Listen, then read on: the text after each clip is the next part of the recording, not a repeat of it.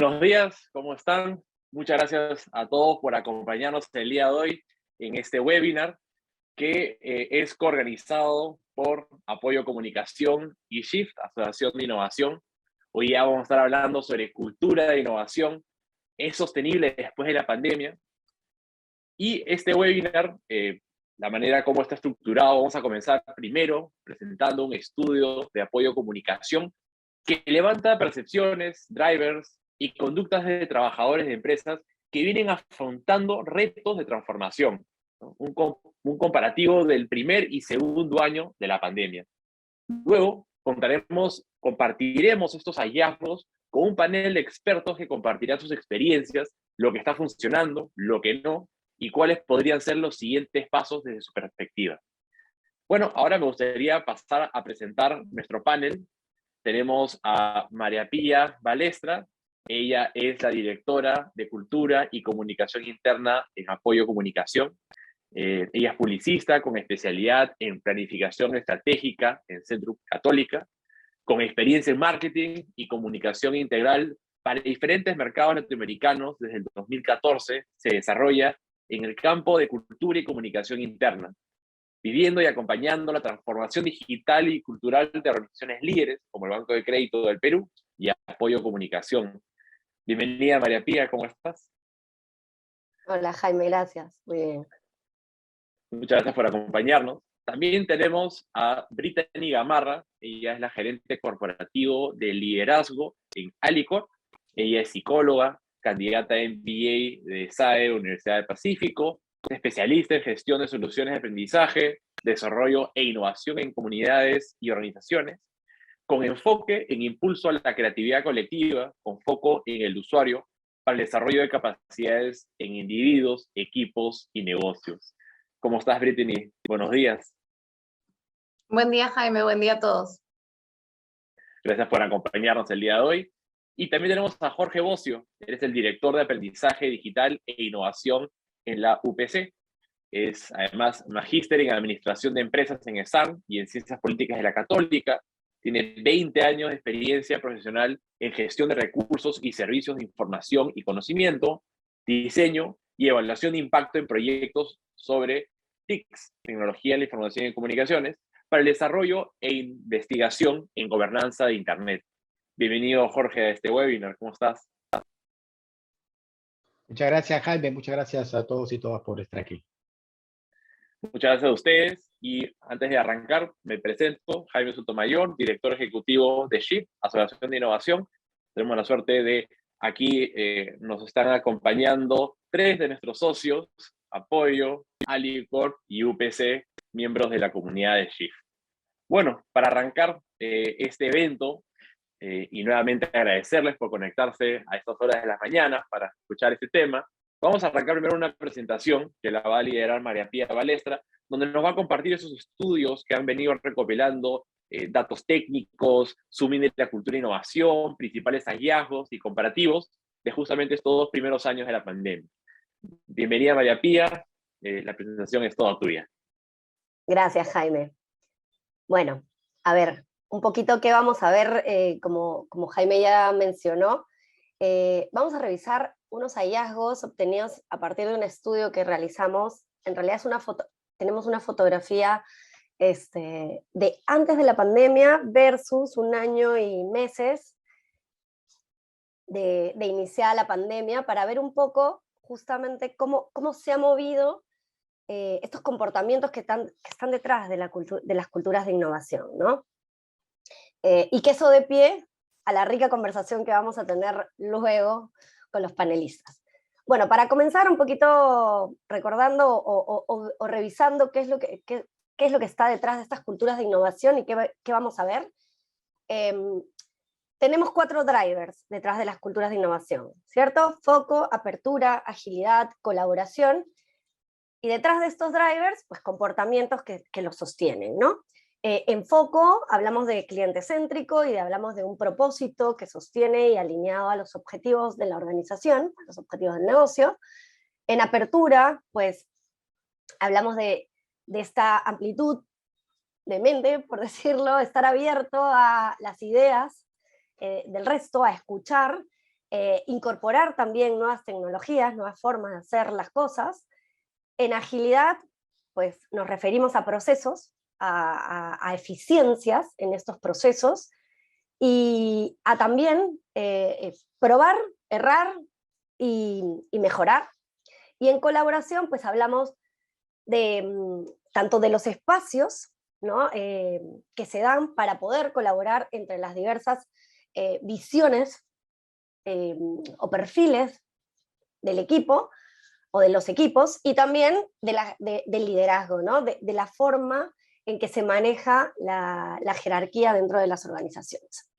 Entonces, ya teniendo como este contexto, pues también vamos a ver un poco previo a los resultados, qué ha pasado en estos 2 últimos años relacionados un poco a estos drivers, ¿cierto? Pues muchas cosas han pasado, ¿no? Hemos visto cómo realmente lo que ha estado detrás ha sido la supervivencia, ¿no? O sea, hemos estado buscando las formas en que volquemos, transformemos, cambiemos nuestra forma de negocio. Muchos negocios han cambiado incluso sus formatos para poder estar a la altura de las necesidades, de los retos del contexto, de lo que finalmente estaba pidiendo el cliente en ese momento, ¿no? Acá un poquito, ¿no? Como para ver esos giros, pues tenemos lo que hemos vivido todos con respecto a las experiencias, ¿no? Estos restaurantes que mostramos acá, finalmente lo que te vendían era una experiencia que no era válida en el contexto en el que estábamos viviendo, y que ellos mismos tuvieron que adaptarse, transformarse para poder competir con todo lo que sabemos que salió posteriormente, ¿no? Los dark kitchens, con una oferta diferente, con productos probablemente de tanta o mejor calidad que estos lugares, que lo que ofrecían también era una experiencia. Entonces, fue una transformación en la manera de ver el producto y el servicio que estaban dando, para adaptarse a las nuevas plataformas y a las necesidades del contexto. Por otro lado, tenemos también lo que hemos visto alrededor de los retails, y acá tenemos 2 ejemplos claros, que hablan del cambio de procesos. El cambio de procesos, nuevamente agilidad, para poder atender la demanda que se suscitaba a través de las redes, del servicio, del servicio a través de las .com. Y vemos también un grupo Falabella que cambia su propósito de manera transversal, que tiene que ver con lo que estaba viviendo el contexto y con lo que ellos estaban cambiando en el negocio, ¿no? En este contexto retail empiezan a salir temas como de aprovechamiento de oportunidades, de aprovechamiento de lo que ya tenían, como el picking, ¿no? Poder tener lugares diversos, centralizando todas sus unidades de negocio para que la gente pueda comprar en un mismo lugar y recoger en el punto más conveniente. El delivery, que Ripley ha trabajado muchísimo con esto de las 24 horas en tu casa, los marketplaces, etc. Fue una transformación realmente de la forma de hacer el negocio. Y por último, y no menos importante, pues lo que finalmente cambia las reglas de juego dentro de los trabajos, ¿no? Estos espacios, ¿dónde generamos, dónde transformamos, cómo colaboramos, cómo nos interrelacionamos y logramos cosas conjuntas, cuando realmente ya no estamos en el mismo lugar, ¿no? Que han influido en todo, ¿no? En cómo vemos las cosas, cómo cambiamos la forma otra vez de interactuar y de interrelacionarnos, e incluso pues este workation, ¿no? Que finalmente combinas lugares, espacios para estar tranquilo, relajado, trabajar desde donde quieres, pero finalmente trabajar. Que también propone un reto muy fuerte para la integración en las empresas, ¿no? Y para este poder trabajar de manera colaborativa, integrar los diferentes horarios de la gente que estaba haciendo en su casa diferentes actividades, ¿no? No es que todos los concentras en un lugar y acá adentro todos somos iguales, ¿no? Sino que realmente las diferencias se marcan mucho más. Entonces, en este gran contexto es que se enmarca la foto que les comento, ¿no? Y los hallazgos que vamos a revisar posteriormente.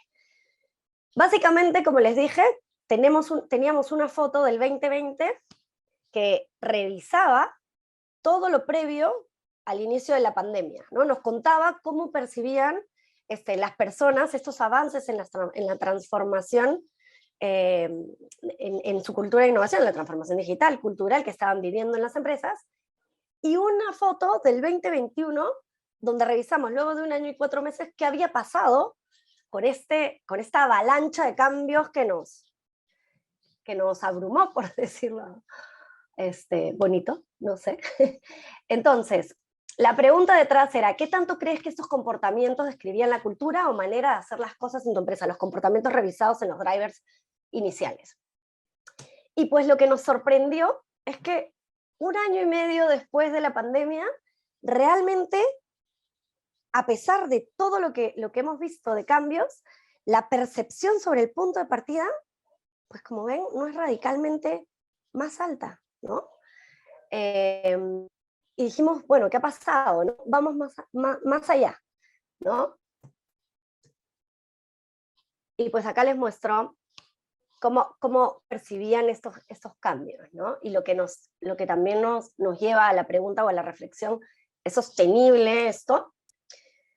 Pues en el 2020 veíamos que los drivers relacionados con foco y en un punto o el comportamiento de colaboración, pues eran los que más habían evolucionado o en los que más percibían que se había trabajado dentro de las corporaciones.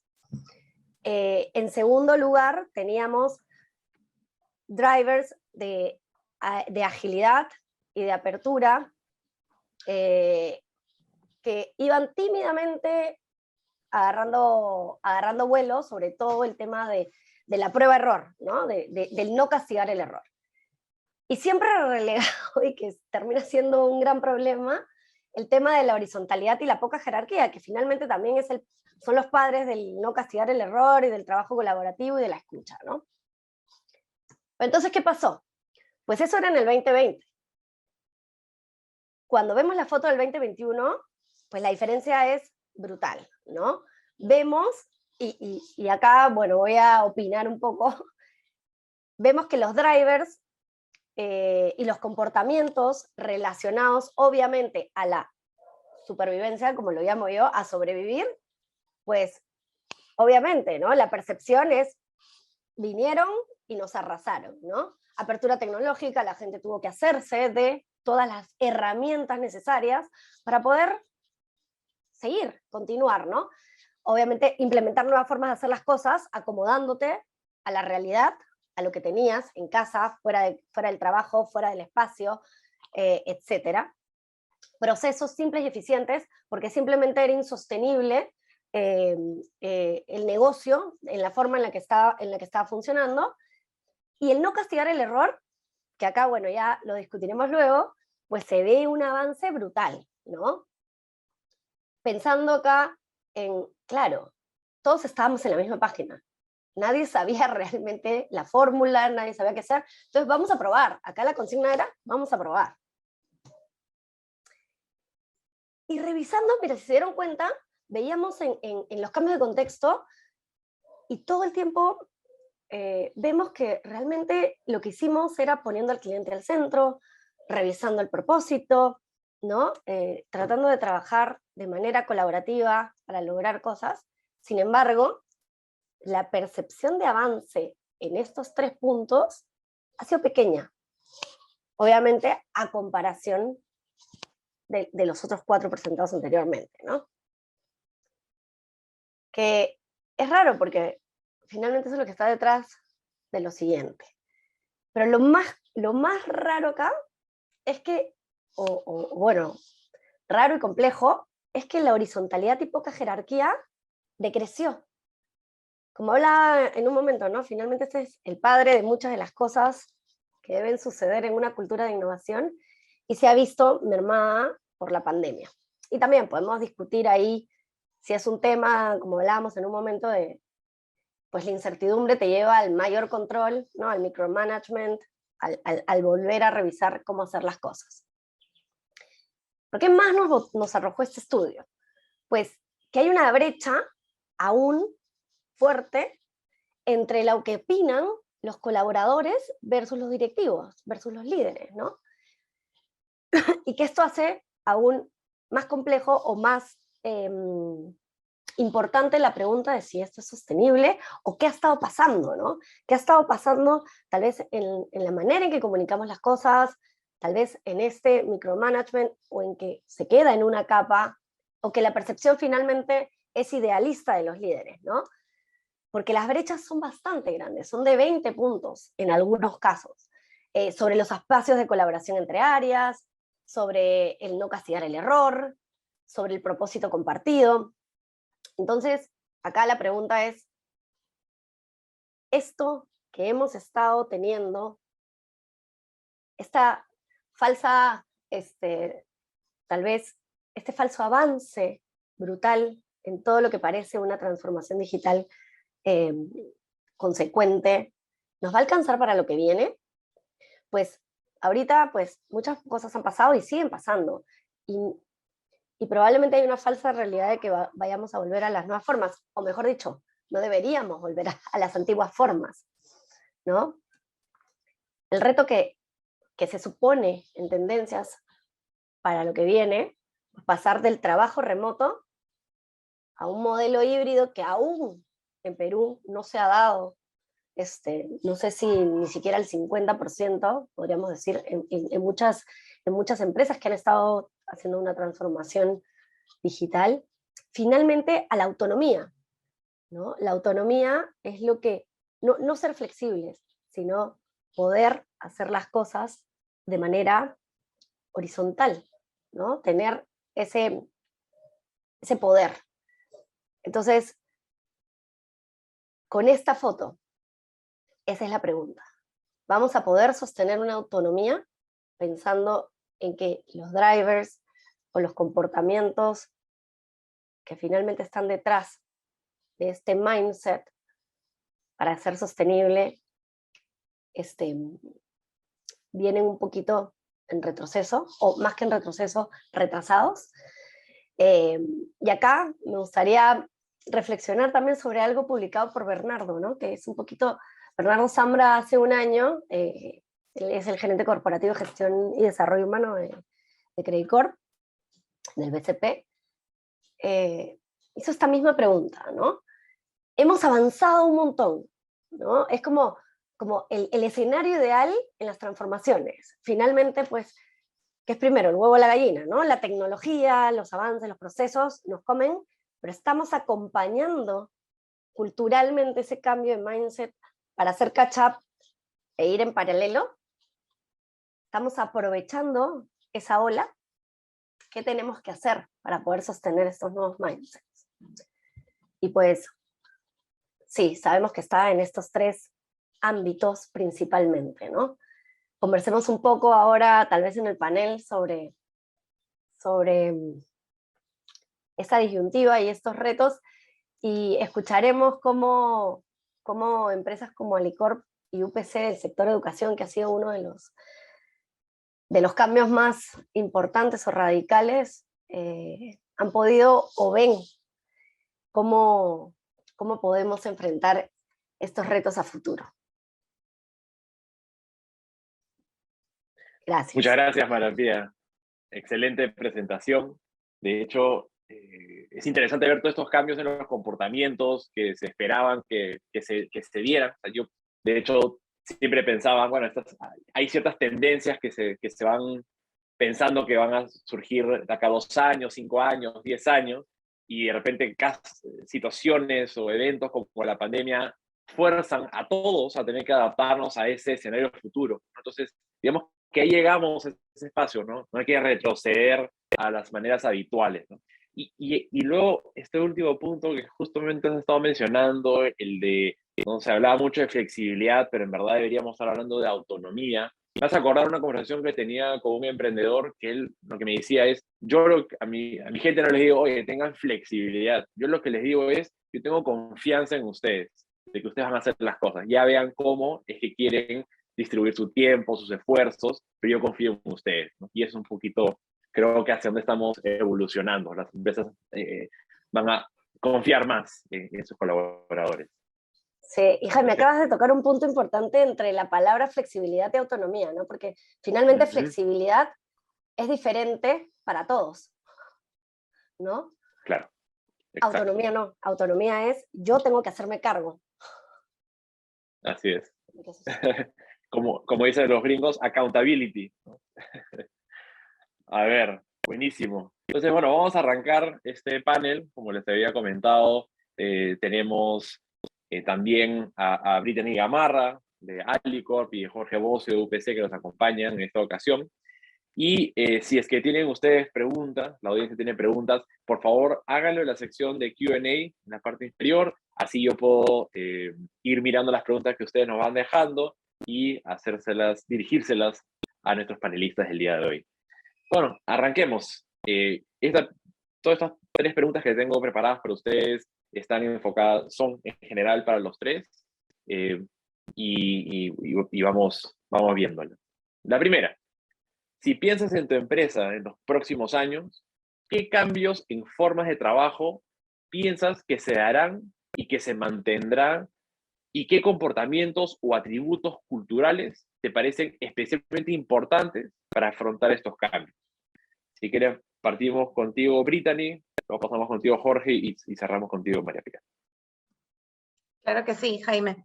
Gracias. Es una pregunta bastante amplia y compleja, pero algo que a mí me gusta de poder responderla es, y que tiene que ver con cómo gestionamos el desarrollo de capacidades de liderazgo en la compañía.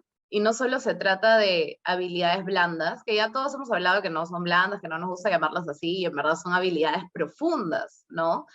Pero más allá de eso, nosotros vemos que el liderazgo necesita una gestión de capacidades para el negocio, capacidades para liderar el cambio y capacidades para liderar equipos. Entonces, solo desde esa entrada es como vemos el desarrollo de capacidades, y lo voy a responder igual. Si pienso en gestión de negocio, creo que prácticas que tenemos que seguir abrazando y fortaleciendo y mejorando, por ejemplo, es la capacidad de priorización, siempre interconectadas con cuál es nuestro propósito, cuáles son esas vías que nos van a permitir, en el caso de Alicorp, alimentar un mañana mejor, que no es solo, digamos, el alimento, no la comida, sino generar soluciones que impacten vidas para, no sé, nuestro triple compromiso que tenemos con comunidades, con colaboradores y con clientes y consumidores. Entonces, ¿qué tan ágilmente, estamos priorizando esas iniciativas, esos proyectos? Un segundo punto es, ¿con qué agilidad estamos adaptándonos a las nuevas necesidades de todos nuestros usuarios, sean internos o externos, ¿no? Porque a veces, y se ha hablado mucho del, no te enamores de la solución, enamórate del problema. Pasa que en esta evolución cultural es muy probable que el problema cambie también constantemente mientras estás desarrollando la solución.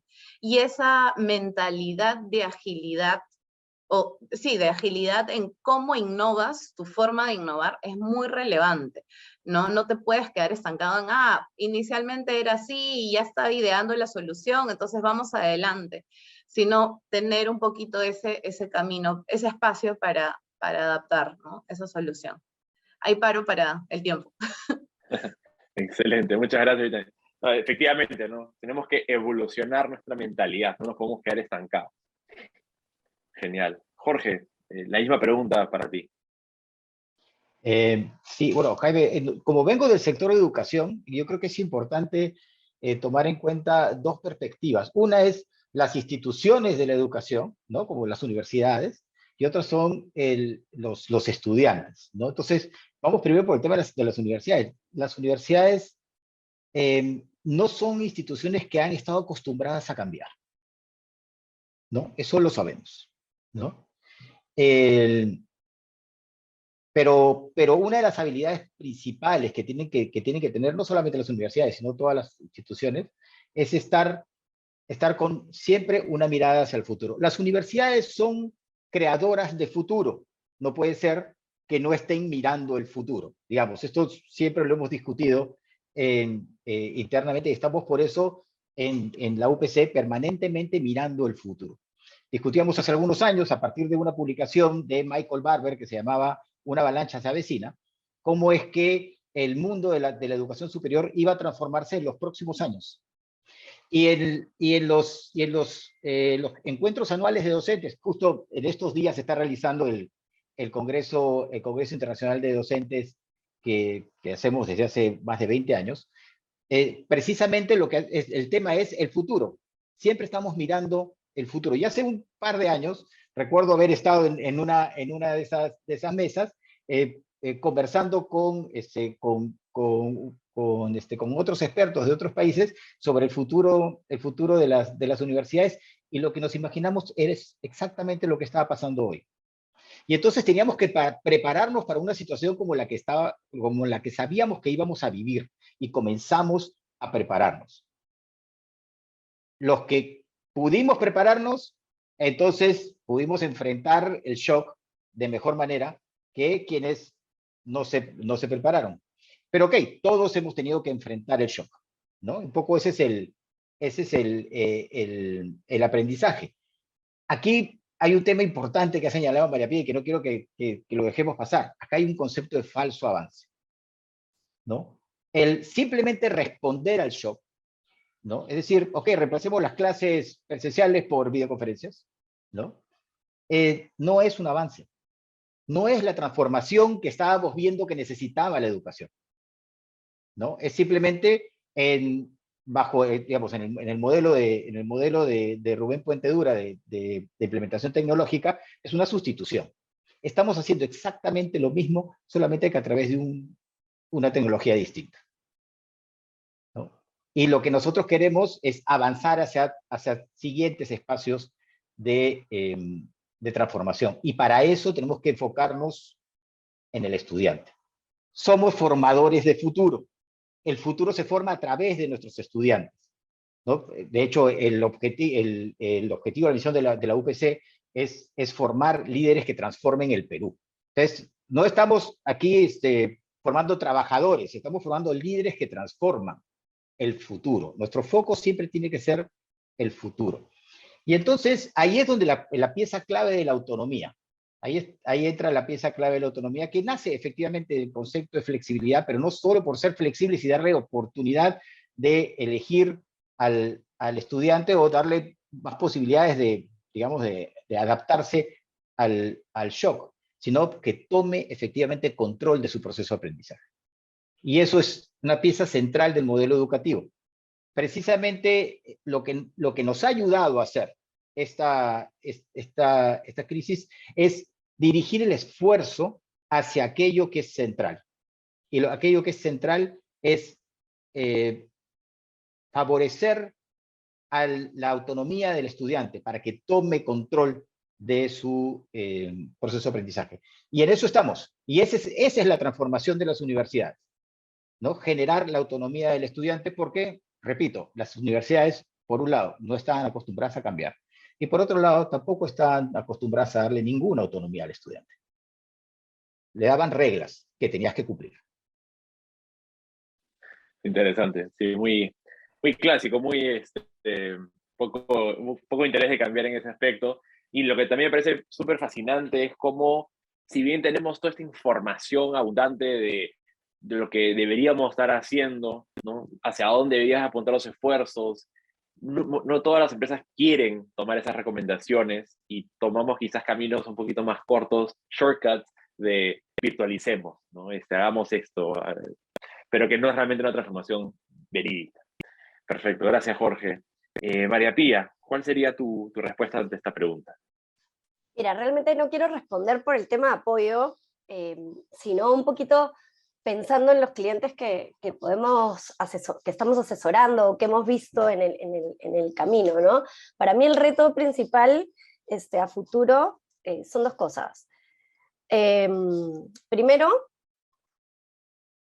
en los trabajos que no estamos hablando del back office, sino de la gente de planta, la gente de operaciones, ¿Cómo logramos integrar a esta gente en esta transformación y que vayan, ¿no?, al ritmo o con el entendimiento y el engagement, por decirlo, que supone una transformación de este tipo, ¿no?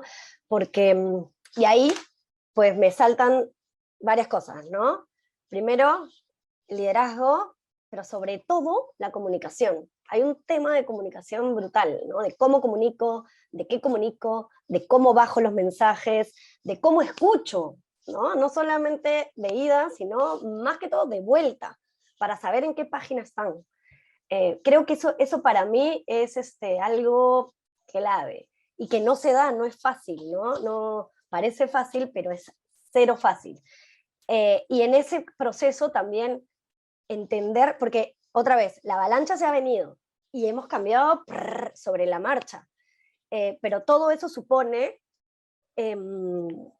cambios también en los perfiles de las personas, y cómo vamos a asegurar que estos perfiles puedan tener trabajo, estén preparados. ¿Cómo vamos a hacer eso? Porque finalmente eso es un dolor bastante fuerte para las empresas, los equipos y la dinámica de trabajo, ¿no? Eso. Así es, totalmente. Muchas gracias, María Pía, por ahí complementar este punto. Y eso me lleva a la siguiente pregunta, que está muy relacionada con estos hallazgos que has presentado en el estudio sobre estas brechas y retos que nos enfrentamos con este concepto de la horizontalidad, ¿no? Y en la opinión de ustedes, ¿cómo trabajar para potenciar una cultura que sea realmente horizontal, ¿no?, de manera paralela a las necesidades de mantener igual la eficiencia, la rapidez en la toma de decisiones, ¿no? A veces sentimos de que uno es el trade-off del otro. Entonces, ¿cómo podemos tener horizontalidad, pero a la misma vez ser eficientes y rápidos en la toma de decisiones? Si quieres, vamos orden inverso. Arrancamos, si quieres, contigo, María Pía.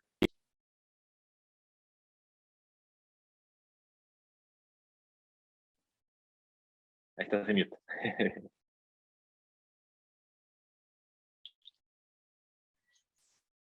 Perdón, sí, está en mute. Mira, básicamente, otra vez, yo lo adjudico al tema de la preparación de comunicación, ¿no? Creo que hemos visto en este tiempo un montón de necesidades sobre esta horizontalidad que tienen que ver con cómo comunico, cómo me comunico y cómo me interrelaciono con el resto. A veces no es que no sepa cómo liderar, sino es que no tengo esa confianza. Creo que tiene que ver con un tema de la confianza, y la confianza se genera en medida que tienes transparencia, honestidad, claro, ¿no? Y eso, pues, otra vez parece fácil, pero no lo es, a la hora de que los líderes saben mucho, son re capos, pero eso no va por ahí, ¿no? Como leí el otro día, ¿no? Inteligencia no es cuánto estudiaste, qué tan capo y ducho eres en la materia técnica, sino también hay un complemento de inteligencia emocional que lo hemos visto. O sea, todo esto nos ha despertado esta parte humana que decíamos, ¿no? Hay que separar el trabajo de la casa, el trabajo de tu vida personal. No, pues somos una sola cosa, ¿no? Entonces, yo creo que más que separar, en general hay que integrar. Excelente, excelente, María Pía. De hecho, también el tema de confianza y lo que has mencionado, transparencia, si es que tenemos objetivos claros, precisos, medibles, eso también hace de que sea mucho más fácil dejar que las personas hagan lo que tienen que hacer y confiar de que se van a lograr. Jorge, ¿cómo tú abordarías ese tema?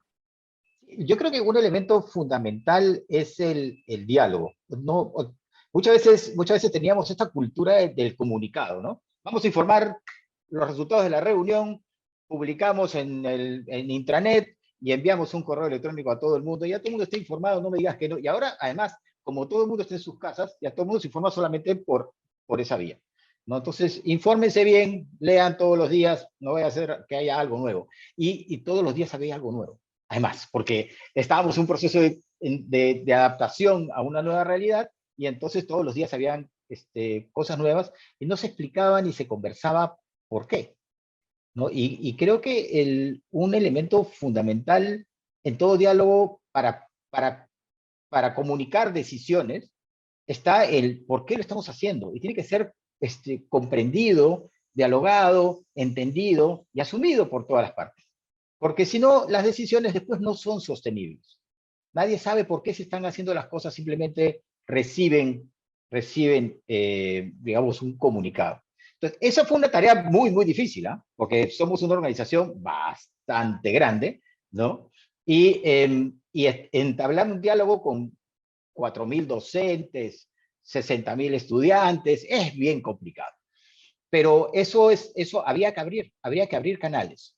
Porque si no dejabas el espacio al diálogo, entonces los estudiantes lo que terminaban haciendo es yéndose a los medios de comunicación, a las redes sociales, Twitter, Facebook, etcétera, ¿no? A buscar hacer ruido para que se les escuche y no necesariamente sin saber si es que lo que estaban proponiendo era lo mejor para los estudiantes o no, ¿no? Había mucho temor, había muchas dudas, y abrir el diálogo fue lo mejor que se pudo hacer, es la verdad, ¿no? Docentes conversando directamente con los estudiantes sobre cómo iba a ser el proceso hacia la virtualidad, ¿no? Docentes conversando con, por ejemplo, los especialistas del servicio psicopedagógico en una iniciativa que se llamó Mágica, ¿no? Que primero el servicio era solamente para estudiantes, pero después se abrió el servicio para todos los colaboradores y todos los docentes, porque todos teníamos dudas, todos teníamos miedos, ¿no? Y había que expresarlos. Y se comenzaron a crear grupos de diálogo y de conversación, ¿no? Yo creo que ahí está la clave, ¿no? Generar, ahora que estamos todos separados, no hay pasillos, no hay ascensores, no hay baños para conversar. No, solamente conversamos en las videoconferencias. Tenemos que crear más espacios de conversación y diálogo, y así es como finalmente todo va a fluir y se genera un mejor clima, y todos entendemos las razones de por qué se están haciendo las cosas, ¿no? Pues cada uno podría llegar a tener opiniones distintas o alternativas distintas que proponer, pero lo importante es entender la razón por la cual se están haciendo las cosas. Totalmente de acuerdo, Jorge. Y a esto del diálogo, sí he visto que desde startups a corporativos están cada vez abriendo más canales, tienen los famosos town hall, donde realmente se conecta toda la organización. Y hoy día con el apoyo tecnológico es hasta mucho más fácil, ¿no? Un live con el CEO de la organización, con el líder, y que ask me anything. La verdad que eso permite que realmente se resuelvan estas dudas que pueden tener los colaboradores. Excelente. Brittany, ¿cuál sería tu perspectiva? ¿Cómo haríamos para mantener esta horizontalidad, pero a la misma vez ser eficientes y rápidos? Buenazo. Quiero compartir un modelo que estamos aplicando en Alicorp, pero antes de eso quería retomar el punto también del diálogo, que me parece bien importante. Con mi experiencia, incluso desde estudiante, saliendo de mi rol en Alicorp, estudiante de MBA, claro, perdimos eso. Es más, nos encerraron cuando estaba viajando el fin de semana que tenía ya mis tickets comprados para Georgetown, ¿no? Que era la primera inmersión que íbamos a tener internacional. Pero bueno, en fin, cerró paréntesis. Perdimos esos espacios de conversar, de conocernos, de intercambiar esa experiencia que todos los profesionales tenían en ese grupo humano que estaba estudiando. Y no ha sido hacia la mitad más o menos que ya estábamos en clases en remoto, que en un curso en particular se empezó a tener algo que se llama Big Talks, las grandes conversaciones. Y no, si es que recordamos cuál es el opuesto, son los small talks. Hola, ¿qué tal? Oye, sí, qué frío, el clima, no sé qué. Y en estos Big Talks nos planteaban preguntas en breakout rooms, en grupos pequeños de Zoom, de cuál es tu sueño más grande, qué frustración tuviste que gestionar cuando estabas entrando a tu vida adulta. O sea, esas realmente preguntas que te conectan, que no son small talk, donde necesitas abrir un poco tu vulnerabilidad, ¿no? Y eso tomado también con la construcción de confianza. La confianza no se construye desde el rol que tengo en la compañía. La confianza se construye cuando dejo ver el ser humano que hay detrás de ese rol. Entonces, solo ahí para cerrar, me pareció bien interesante lo que decía Jorge. Y ya pasando a cómo construir una cultura horizontal, tengo 2 puntos. En Alicorp, cuando estamos liderando algún cambio, tratamos de seguir un modelo de influencia, que es de McKinsey, que tiene como 4 dimensiones que hay que atender. La primera te dice, ningún cambio se va a generar si es que no hay role modeling, ¿no? Entonces, si de pronto yo tengo líderes ejecutivos que son jerárquicos, que en sus comportamientos no demuestran esa horizontalidad, va a ser muy complejo que yo diga, somos una cultura horizontal. Entonces, ¿cómo acompaño a esos líderes para que tengan el comportamiento que queremos moldear hacia abajo también? La segunda dimensión es la de convicción. ¿Qué historia voy a contar sobre el por qué una cultura horizontal me ayuda? Y ahí también conecto con Jorge. ¿Cuál es el propósito de este cambio? ¿Cuál es mi from to? ¿De dónde a dónde quiero ir y por qué? Y en este tema de lo híbrido, que es, o sea, que todos vamos a tener que ver este reto, un poco es contar cómo capitalizamos los aprendizajes. Un día hablamos de, oye, sería bacán hacer un poco más de home office y de pronto fue la única opción. Te vas a home office y chao, no hay otra, porque tu salud estaba en riesgo, ¿no? Y no teníamos alternativas. Y realmente aprendimos a hacer cuando no sabíamos qué hacer. Entonces, creo que una bonita historia que contar hacia el lado de convicción es cómo capitalizamos hoy esa capacidad de aprender que tuvimos en esto de juntar lo mejor de los 2 mundos hoy, ¿no? Eso es un poquito hacia donde estamos yendo en modelo híbrido y comunicación. La tercera dimensión de 4 son los procesos. Cómo nuestros procesos están acompañando ese cambio, ¿no?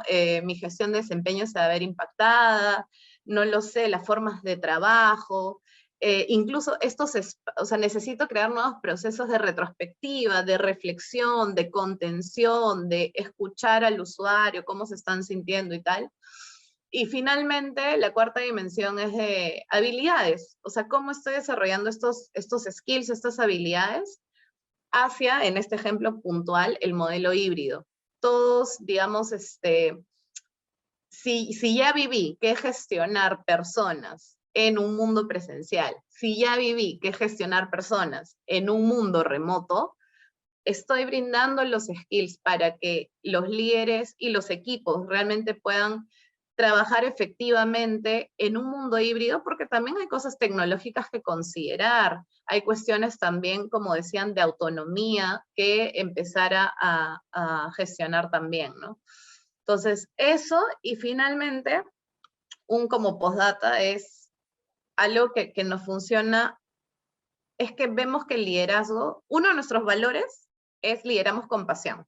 Entonces, no es que tú eres líder porque eres gerente ejecutivo, tú eres líder porque eres asistente, analista y lideras un proyecto, lideras una tarea y tal.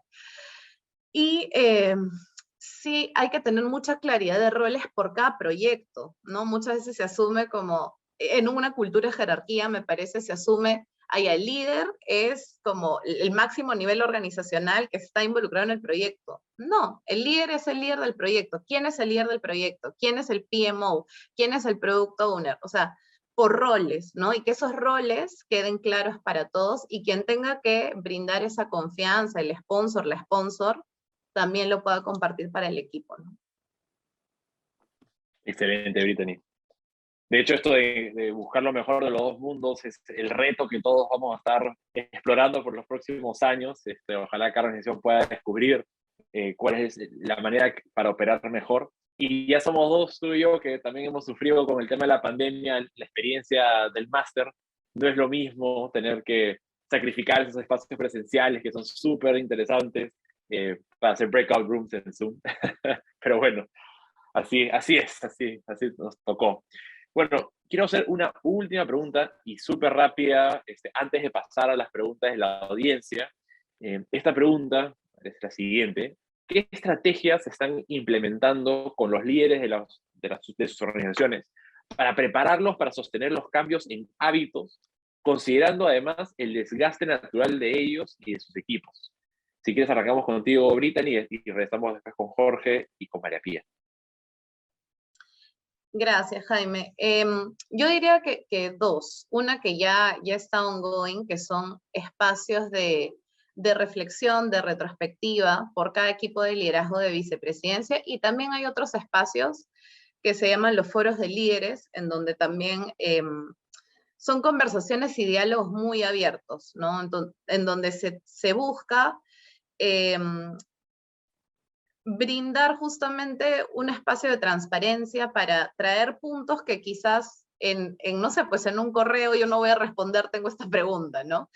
Y los espacios de contención por comités de liderazgo que mencionaba en un principio. Entonces está el transversal y está por lo que cada equipo de liderazgo está pasando un poquito más funcionalmente. Muchas veces son acompañados internamente u otros con algún facilitador, un coach externo.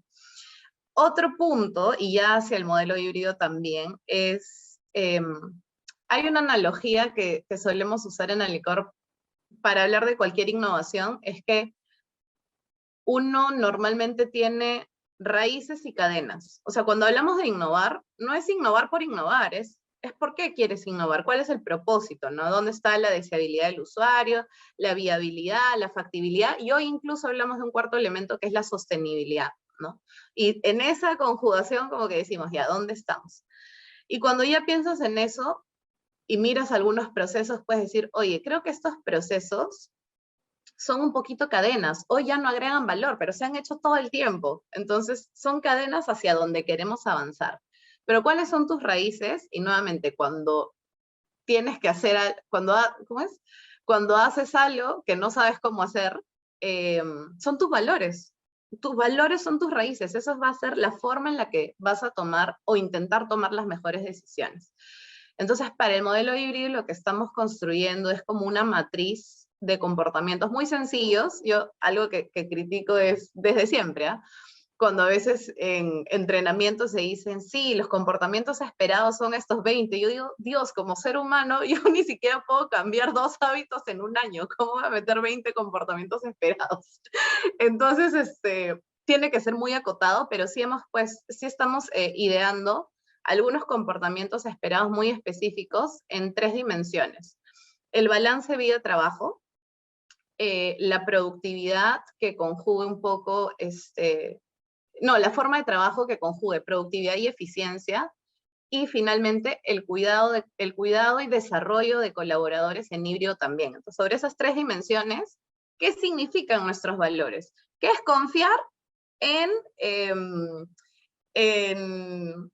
un desarrollo de colaboradores en remoto, ¿no? ¿Qué respetamos? Que es otro valor, y así. Es como que estamos cruzando con algunos comportamientos que vamos a desplegar a los líderes y acompañar y monitorear cómo también se están dando. Buenísimo, gracias, Brittany. Seguimos contigo, Jorge, y finalizamos contigo, María Pía.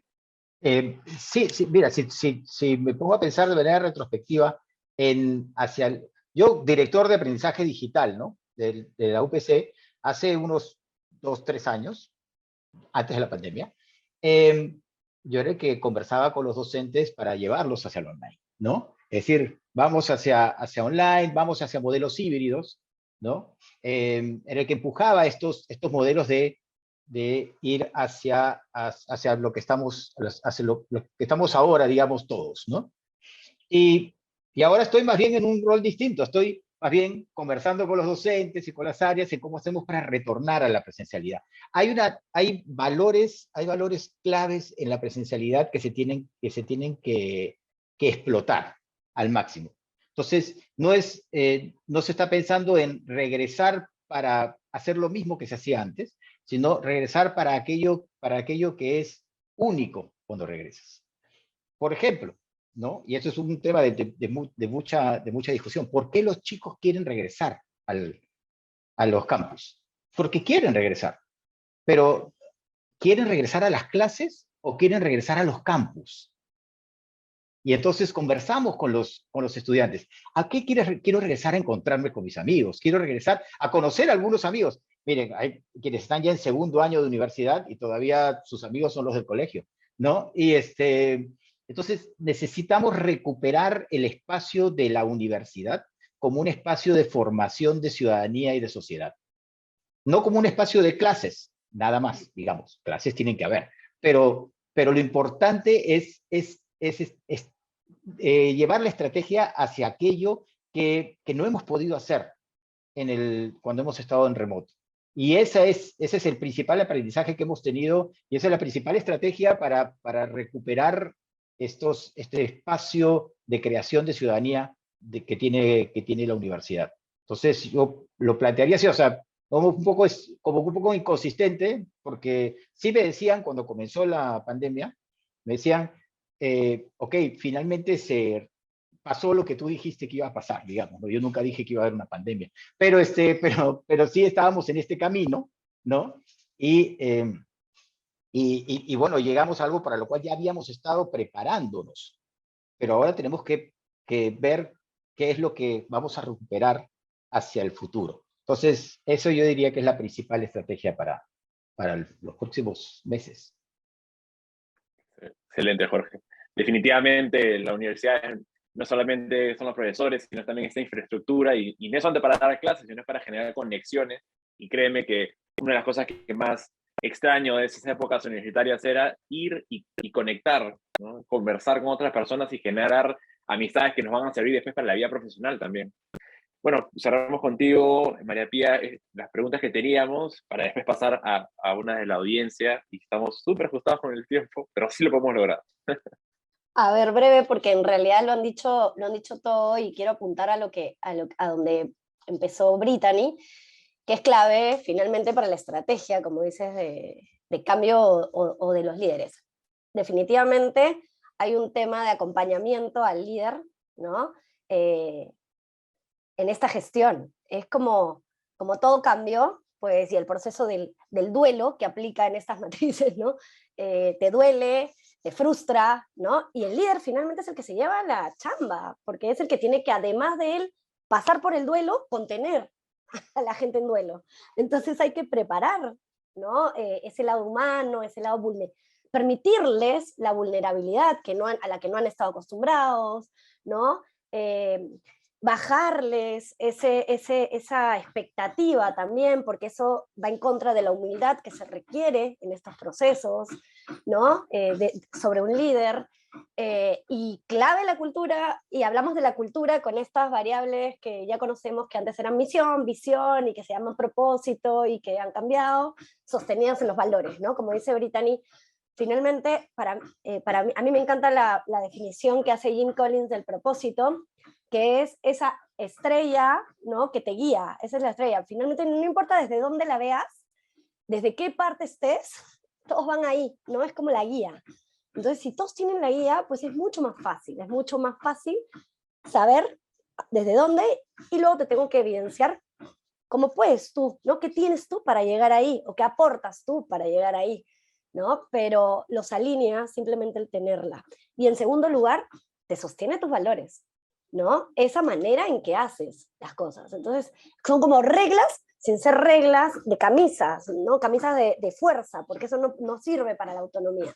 Finalmente me dan una guía y yo puedo en esa guía pues fluir, como dicen los chibolos ahora, ¿no? Fluye. Es un poco eso, finalmente. Así es, esa es la palabra que uso yo todo el tiempo, todo fluye. No, de hecho me llevo, pues, ¿no? De que todos tenemos que tener esta estrella norte bastante alineada, clara, y también los valores, y con eso puedes guiar a organizaciones pequeñas y gigantes. Bueno, ahora me gustaría pasar a la sección de preguntas de la audiencia. Hemos recibido varias, voy a tener que priorizar, disculpen. Y para esto le voy a pedir a los panelistas que el que quiera responder la pregunta levante la mano, así podemos hacer una pregunta por panelista. Entonces, la primera viene de Santiago Palacios. Nos dice, a nivel de cultura, ¿cómo podemos comunicar de manera amigable la implementación de horarios flexibles, teniendo en cuenta que la empresa viene de una cultura con un horario determinado por horas de almuerzo, entrada y salida? A ver, ¿quién quiere saltar a responder esa pregunta? Tiene que levantar nomás la manito en Zoom. Ok, perfecto, María Pía. Un poco me toca porque es parte de comunicar, ¿no? Mira, creo que nunca hay una fórmula para comunicar, pero sí hay dos cosas, ¿no? Hay algo que es transversal, que lo que tú buscas en la flexibilidad, finalmente, es el objetivo, otra vez, ¿no? Es tú debes cumplir ciertos objetivos, ¿no? Y también interactuar con un grupo de gente. Entonces tienes que tener conciencia de grupo, ¿no? Y conciencia de tus objetivos, de lo que te piden.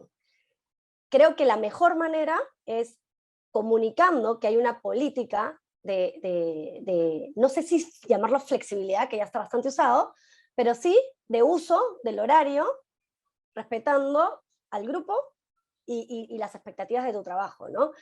Y esto básicamente otra vez recae en el líder del grupo, porque esa es una cosa transversal que finalmente tiene que ser bajada y adoptada en el equipo, porque otra vez la dinámica de cada equipo es tan diferente como los horarios de almuerzo, comida, de cada persona en casa. Entonces creo que esa es la manera de comunicar, es una cascada, es un mensaje transversal, ¿no? Una posición de la empresa que cada líder debe bajar a su equipo y acomodarse. Excelente, muchas gracias, María.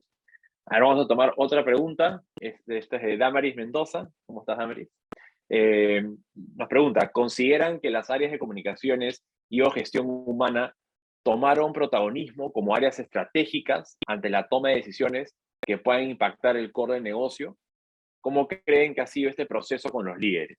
No sé si es que alguno, Jorge o Brittany, si desean tomar esa pregunta.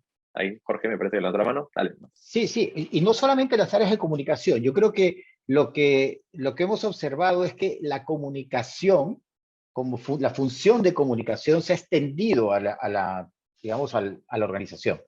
Y entonces, muchos otros actores dentro de la organización tomaron como suya esa responsabilidad de comunicación. Y eso es algo bueno. Eso es algo bueno. Comenzar a compartirse experiencias utilizando los canales que tenías disponibles u otros canales que también fuimos adoptando y adaptando para poder digamos, resolver la problemática y los retos que teníamos. Entonces, las áreas de comunicación, quizás una de las tareas más difíciles que tuvieron durante este periodo fue tratar de articular ese impulso de todas las personas en la institución para fortalecer la comunicación interna. Entonces, principalmente la comunicación interna era la que de alguna manera explotó durante este periodo. La externa no tanto, pero la interna sí explotó y creo que es un aprendizaje, que las áreas de comunicación articulen, no concentren, sino que articulen la comunicación interna de la organización. Muchas gracias, Jorge. Sé que estamos ya sobre un poco la hora en esta ponencia. Me gustaría, antes de despedirnos, si cada uno quiere enviar un mensaje final, vamos a arrancar contigo, Brittany, Jorge, y cerramos contigo, María Pía. Gracias, Jaime, y gracias, en verdad, muchísimas a Podio y a Shift por la invitación y a quienes se han conectado. Creo que mi mensaje final es, para innovar y mantener algo sostenible, siempre recordar el por qué y siempre seguir escuchando al usuario, ¿no? ¿Dónde está? ¿Cómo co-crear? Porque creo que el cambio no duele por el cambio duele porque no soy parte de la decisión, el cambio duele porque estoy dejando algo detrás, el cambio duele porque no tengo un espacio para duelo, ¿no? Entonces, con esos puntos en vista o en consideración, construir, ¿no? Y con el propósito claro. Gracias, Brittany. Jorge. Buenísimo, los puntos que plantea Brittany es construir confianza, ¿no? Construir confianza y ganarse la confianza. El tema de apertura no es solamente compartir y esperar que todo el mundo aplauda, sino hay que ganarse la confianza recibiendo críticas también. Entonces, si estamos preparados para eso, si tenemos confianza en nosotros mismos, entonces podemos abrirnos a los demás y recibir críticas y halagos también, ¿no? Y así es como vamos a avanzar. Entonces, yo creo que el elemento confianza es fundamental. Sí, de hecho, y se ha repetido varias veces, me llevo eso como que uno de los pilares más importantes. Y María Pía, contigo cerramos esta parte final. Creo que va básicamente lo mismo, ¿no? Empatizar, creo que es clave, como dices, ¿no? Escuchar, co-crear, creo que es, por lo menos en nuestras metodologías, es en lo que creemos firmemente, ¿no? Todo va en conjunto y esa es la forma, ¿no? No impones, sino compones, por decirlo, de alguna forma. Eso, clave y acompañamiento. Muchas gracias. Muchas gracias a la Pía, Brittany, Jorge, por sumarse el día de hoy para compartirnos sus experiencias, sus aprendizajes, el estudio que ustedes han preparado desde Apoyo está espectacular. También quiero agradecer a los organizadores de este evento, Apoyo Comunicación y Shift, por generar este espacio y muchos más que van a venir adelante. Y les quiero agradecer a todos los que se han conectado el día de hoy. Los esperamos en próximos eventos. También los invito a que sigan las redes sociales de las organizaciones que están aquí presentes, que sé que todo el tiempo están compartiendo información valiosa que estoy seguro lo pueden aplicar en sus organizaciones. Hasta una próxima oportunidad y muchas gracias.